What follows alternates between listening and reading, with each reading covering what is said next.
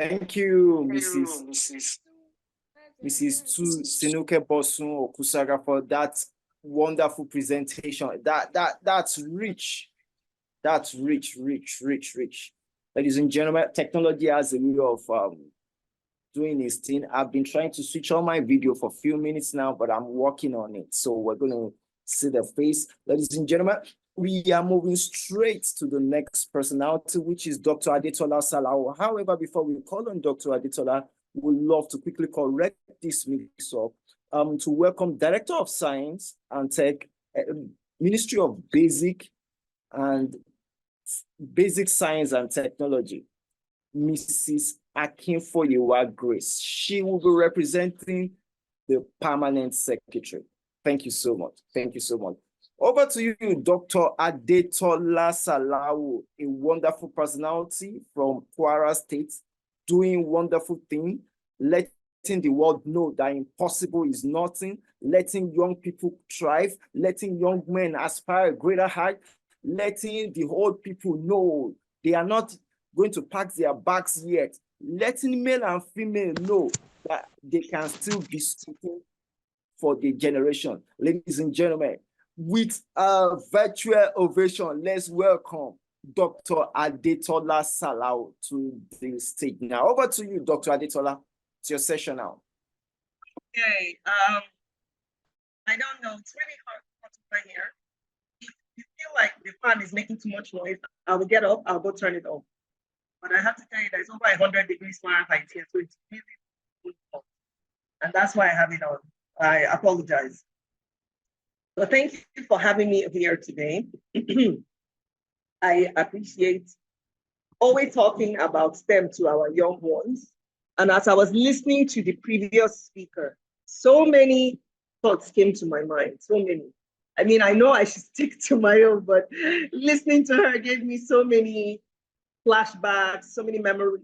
I even shared on my, let me even read that, because I shared it on my WhatsApp status today.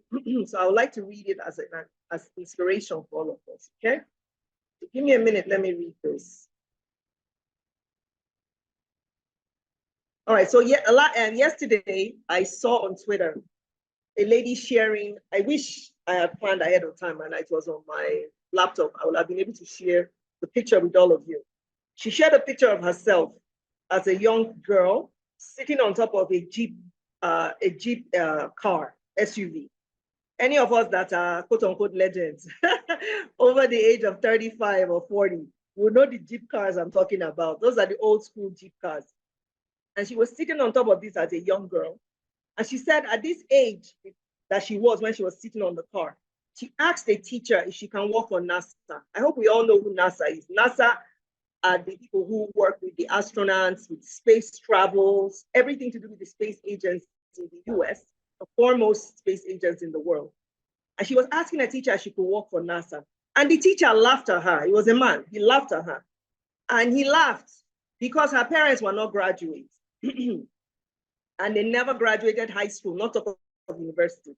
And she said it had been a difficult road for her, but she's now at the age of 38. Her biggest dream has come true. She started working with, she's going to start working in NASA later this year, 2024. And she's graduating with a PhD in astrophysics. Astrophysics, not just physics. Physics already is hard, but astrophysics. So as I was listening to our previous speaker, it just occurred to me that one of the issues, one of the greatest impediments, a lot of times are teachers. And I want to encourage our students because I saw that quite a number of students are here. So I'm going off topic now, and I'm going to something that just struck a chord in my heart, listening to the previous speaker. And of course, when I saw that picture yesterday and I shared it, is first of all, teachers, you guys are such an important part of building this pipeline of STEM students that we need. I can personally attest to what this young lady posted, that picture, where a teacher tried to kill her dream of being a scientist. It happened to me. Mine even happened to be a physics teacher. So that was why I kept emphasizing physics. And I know how difficult it is when they're the ones who try to kill it. And then you ask yourself, is it possible? Can you still make it? So teachers, I want you to speak life to your students, no matter how challenging it is for them. Your your role is to encourage them, particularly science literacy is very important. They might not end up being scientists, they might not end up being in the science fields, but making sure that you encourage them to at least appreciate and hopefully love science so that they can be scientifically literate. This is something that I saw that was very key during COVID, when there were so many misconceptions that passed around about what comprised of the illness, what were the things to take, what were the things to do. So teachers, I really want you to please pay close attention to our students, what you speak, what you say to them, and what you pour into them. And then students, I said I was going to speak to you directly. We need more of you as scientists. Yes, I'm seeing you. We need more of you as scientists. We need more of you as researchers. And when you go to school and your teachers are discouraging you, I want you to remember, let me find that picture of the young lady. So I'll just show you my phone so you can see it. I'll enlarge it, okay? I want you to remember that this woman now is there we go. So that's the, what do you do this? Oh yes, there we go. This young woman now, that's the age she was when our teacher told her that she couldn't work for NASA. And then I'll quickly go on my phone so you can see what she looks like now. She's now working, she's gonna work for NASA, and she has a PhD in astrophysics. So do not let anybody kill your dreams. Do not let anybody tell you that it's impossible. What you need to find, and what I found, was find people who will encourage you. They don't always have to be your teacher. They don't always have to be in school. They could be maybe a family friend, somebody who that is associated with your parents, or somebody you've just seen and you admire. And the person is a scientist. The person is in the science field. You could go approach the person and say, look, I really admire you.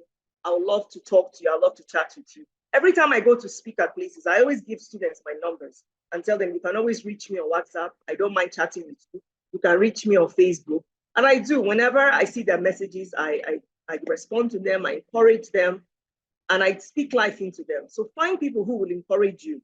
And let me tell you another thing that I know that's so wonderful for you guys. You guys, I like to call you the blessed generation. And the reason I call you the blessed generation is so many tools are on your phones. YouTube in particular. In fact, as far as I'm concerned, YouTube is y'all's best friend. You can find so much content that will boost your science literacy, that will make you appreciate science. In fact, I tell people that one of the greatest things that ever happened to me was my son learning how to research by himself, and then him coming back and feeding me all the information. When I was even working on my PhD, do you know that my son used to give me so much information on YouTube? He used to play all these videos on the TV for me, and he will educate me. So he kept me up to date. In fact, let me even give you how valuable a resource what he used to share with me was. We had an event where we were going to fly drones for students. This is when I was still working with Lagos State. We had an event where we were going to fly drones for the students. And that morning, I happened to tell my son where we were going to fly those drones. And my son actually told me, you guys are not going to be able to fly those drones. And I didn't really pay attention to him because we were in a hurry, we were rushing, we wanted to go set up. We had a whole event planned and we were going to do all these things. And we got to the place, and let me tell you where the place was. It was Agege in Lagos there. So we went to Agege, and I'm sorry, this is such a great memory for me. So we get to Agege, and we're talking to the students, we set up, it's wonderful. Guess what? It's now time to fly the drone. And we put the drones, and to fly them, we couldn't fly them. And we kept trying, we tweaked, we did this, we did that, we didn't fly them. And then I remember my son telling me we couldn't fly. And then that was when I now remembered something he had said when I was entering into the car, and I did not pay attention to what he had said. He said, you guys cannot fly those drones because you're near a no-fly zone. No-fly zone, Agege, any of us who are conversant and very familiar with Lagos environment, will know that Agege is very close to the international airport and the local airports there in Lagos. Those are no-fly zones for drones. That's what my son was trying to tell me. And the reason he told me that was because he knew all this information because of research from YouTube. So please, instead of just going to watch comedies, to watch shows, use your data to also follow science content, read, explore, find out about what's happening in other places in the world. Find out, educate yourself. You'll be amazed how that information will come back one day and serve you. And then when you're having a conversation with somebody, they'll look at you and say, wow, he's such a conversant young man, such a conversant young woman. She knows this, she knows that. Wow, she's well-read. And then it can give you a leg up when you're also, applying for programs, scholarship, maybe whatever programs. There's a way people respect you and look up to you when they see that you are really, really well-read, you're exposed, you understand things, and you're able to tie all of these things that you understand together. So again, I want to encourage you. Don't say, oh, they made science boring for me in school. Oh my God, this is just too much. I can't really. No. On your own, go educate yourself. Go get familiar. Get excited about it. So let me see. I don't want to start going on my phone because it kind of will feel rude. So I will, let me see. Can you see it? No, you can't. All right, so I'll tell you the name of the young lady, her name on Twitter, so you can go find her for yourself. And I'll type it inside the chat also too. Her name is Charity Woodrum. I'll type it in the chat. Go look for her on Twitter, Charity Woodrum. She wanted to be in NASA and she was discouraged, and now she's an astrophysicist, a doctorate, and she's going to be working in NASA. So I want you guys to have that as encouragement for yourself. So please, in closing, I want to encourage you once again. Don't worry, we're not all going to be scientists. We're not all going to be researchers. We're not going to be engineers. But trust me, whether we like it or not, tech is infused in every part of our life. So it will actually behoove you to understand it, to be able to utilize it well. In fact, let me tell you one thing that I love about life. No matter how old you are, you should never, ever stop learning. Today, I was just online chatting with somebody who I consider my mentee, which means he's supposed to be learning from me. But guess what? Today, I'm going to be learning from him. He told me that he's setting up a class around teaching about using AI tools, the ChatGPT, Jenny, all those tools. And I told him, I said, oh my God, sign me up for that. I want to be a part of that class. I want to learn. I want to know how to use that for research. Do you see that I'm making sure that I continue to educate and enlighten myself? You see that I'm constantly making sure that I'm updating myself and I'm using the tools that are around me. So there's no barrier for age. There's no barrier as long as you just realize that this is all that matters, your mind, and you continue to work on your mind. So don't let anybody be a barrier for you. And that's what I'm going to end you. Thank you. Oh yes, let me type her name here, of course. Is NASA, not NASA Studies, NASA. NASA is space agency in the US. And then I'll type the lady's name too. Did I say Charlie? All right, thank you. Should I wait for questions or do I sign off? You can wait for questions once and for all. So before you go, thank you. Wait. So we have Dr. Adetola. She'll be taking 2 questions before she leaves. So who is going first? Dr. Adetola will be taking 2 questions before she leaves. Who is going first? Is it for only science students? Yes, I was even about to answer that. No, of course, STEM is not only for science students. What was it that I emphasized over and over and over? I said science literacy. That means understanding science, applying it to your life.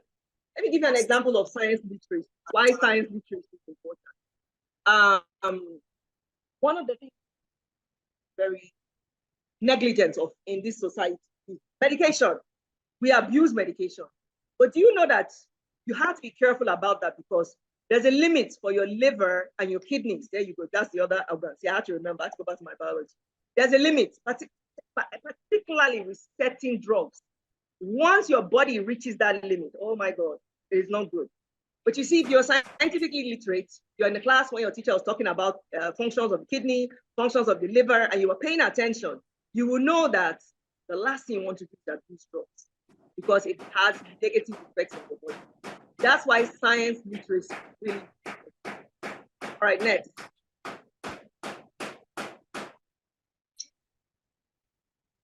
Good afternoon, ma'am. I have a question. How can one make use of the tool you have mentioned? I'm listening. Go ahead. I'm just looking at the. Good afternoon, ma'am. I'm just looking at the messages. Go ahead, please. Good afternoon. Good afternoon, ma'am. If you want to become a medical doctor, what are the subjects that you need? Okay, first of all, I just saw that I should greet my TGPS in Lagos District 6. Auntie, good afternoon. God bless you. And I see that my former, I guess forever Director of Science and Tech, who is representing our able PS for Ministry of Education Lagos, is also here too. So Auntie, I'm greeting you too. I miss you guys now that I'm in Kwara, but don't worry, we're all still together. All right, so if you want to be a medical doctor, what subjects should you take? Biology, definitely, because you need to understand anatomy. You have to have chemistry. Chemistry is the study of all matter and how they interact. So you really, really need to understand that. Then, of course, physics. You need to understand physics too. So you need that. And then I will recommend, we don't recommend reading and comprehension enough. In my own, sorry, but this is my own peculiarity. I actually think, particularly if you decide that you're somebody who wants to do a lot of research or you want to travel out of the country, you really should do literature so that you can really read vastly, so that way comprehension of language, being able to write, because when you're taking those exams that are those foreign exams, being able to write is really, really, really important. So I really recommend literature for people who want to study medicine, particularly if you want to take those exams and go abroad. I will recommend literature. So I said physics, biology, chemistry, and then I mentioned literature. I mean, the other ones are privy to what your interests are. But that literature, there's a reason I mentioned it. You need to do a lot more reading. And when you're over there, when you're overseas, trust me, you're going to be doing so much reading and writing. You need to be very, very strong in that area. All right, I will allow 2 more questions because you only said 2. May I have a question? I'll allow 2 more, and then I'll leave. I have a question, please. So what?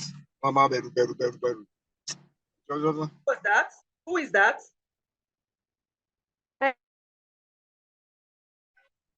Thank you. I have a question.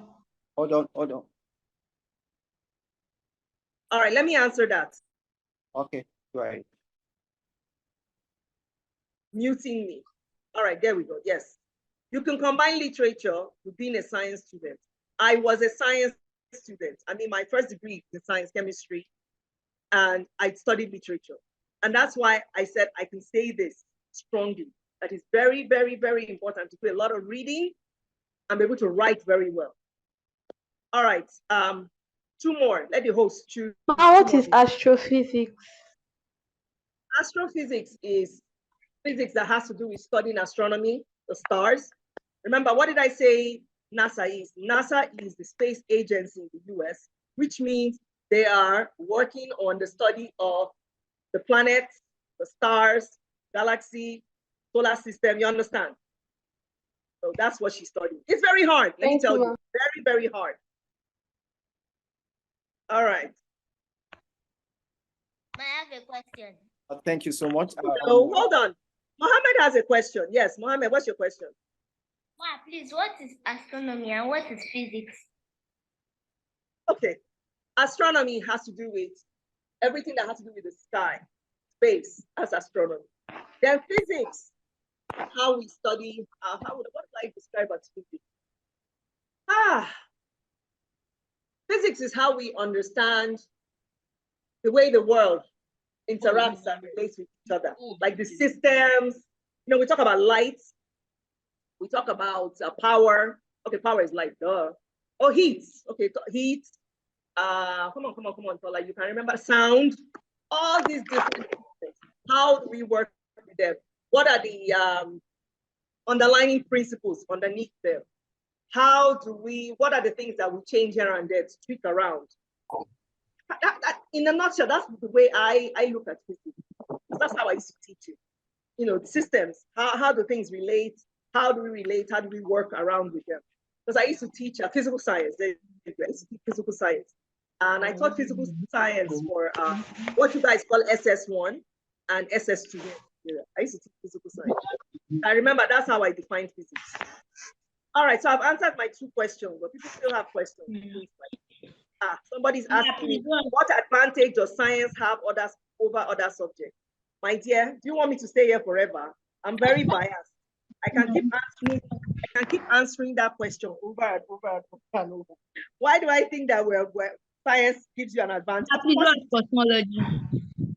Science gives you an advantage because you really understand how things work, and you are able to understand the principles underneath systems. So the way you think is you're always thinking solutions, you're always thinking systems, you're always thinking processes. And science is hard. When things are hard, it teaches you to be resilient in the way you think, the way you act. Really please, what is cosmology? so many advantages. All right. Sorry, we have to move. I to think the I next. Cosmology. It's okay. Time is fast spent. Dr. Adetola, I want to thank you for your time. I know you are such a busy personality, even to bring you to this program. I know what it takes for you to accept, and the meeting I had to bring you out from. Also, to let the whole world know that Dr. Adetola and DoTheDream will be hosting a session on the 17th and the 18th at the United Nations on the 17th and 18th March. I would love you to talk about that so that the whole world can know the beautiful things that you are doing for Nigeria, both Lagos State and both in Kwara State, and the kind of things you are expected to come with from the collaborations with DoTheDream that will be happening on the 17th and 18th of March at the United Nations headquarters during the 68th session of the Committee of the Status of Women. We would like to do that so that we can move to the next phase. Thank you. Over to you, Dr. All right, of course. I am so excited about that session. Anything that has to do with promoting science for girls is very, very dear to me. Like I shared earlier, and you saw how I deviated from my topic because of listening to the previous speaker. I know what I went through in secondary school, and even in university, even in graduate school. Some of these prejudices still exist, and they push and they press against us. So anything that advances women is very dear to me. And for the same reasons or some of the reasons that the speakers had mentioned, which is, think about it. I keep telling people, for the most part, and I still say for the most part, because not everybody, because my first teacher was actually my dad, but for the most part, a child's first teacher is their mother. And if, like she said, if your mother is someone who does not have the mental capacity, who does not understand science, who does not love learning, who does not inspire that in you, you're already hitting the gates way behind. But if your mother is somebody who is going to inspire you, who is going to motivate you, who is going to encourage you, trust me, you're already at the gate. So on the 17th and on the 18th, next month in New York, I am really, really excited to be partnering and collaborating with this organization, talking about how we're going to advance science learning for our girls here in Kwara State, and hopefully people will learn from our best practices so they can spread across Nigeria. So I'm really, really excited about the work we're going to be doing. I'm so excited. I mean, I'm telling everybody, about it. So I'm really, really excited about it. And we're going to come back and we're going to share what occurred there and why it's beneficial. And we're also going to I know we are. We're going to come back with so many partnerships with the organizations and individuals there in the US, particularly at that kind of stage and at the UN, and be able to now step it down for our students and our teachers over here. So I'm quite excited. Thank you, Dr. Adetola, for that wonderful submission and for that presentation. Thank you so much. Thank you so much. Thank you so much. I have one word or question or comment for Dr. Adetola. I know Kwara State embraced Kwara Learn. I think it's under the New Globe initiative. I think there's a partnership with New Globe. Yes, we have that. It would be good to also know about the success story that is bringing to Kwara. And I think Kwara is one of the progressive states, when it comes to education. And that has got my eyes on Kwara when I heard they partnered with New Globe. Yes, literacy rates went up. But New Globe is primary schools.